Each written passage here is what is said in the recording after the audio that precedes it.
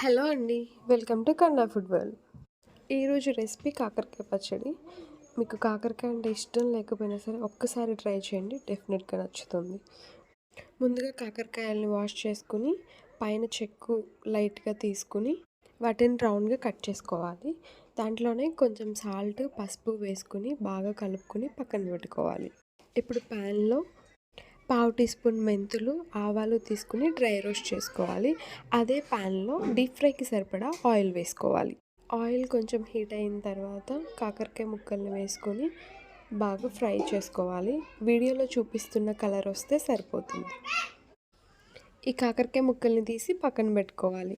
ఇప్పుడు మిక్సీలో 10 వెల్లుల్లి రెమ్మలు, పావు టీ స్పూన్ జీలకర్ర, ఇంతకుముందు డ్రై రోస్ట్ చేసుకున్న ఆవాలు, మెంతులు వేసి మిక్సీ చేసుకోవాలి.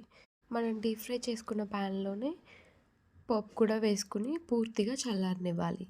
నేనైతే పావు కేజీ కాకరకాయలు తీసుకున్నాను. సో దానికి మెజర్మెంట్స్ చెప్తున్నాను.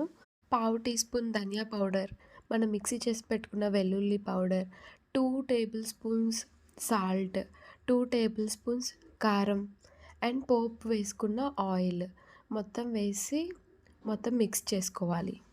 మీడియం సైజ్ నిమ్మకాయల్ని రసం తీసుకోవాలి. కంప్లీట్గా చల్లారిన తర్వాత ఈ నిమ్మరసం కూడా యాడ్ చేసుకుని బాగా మిక్స్ చేసుకుని ఎయిర్ టైట్ కంటైనర్లో పెట్టుకొని స్టోర్ చేసుకోవడమే.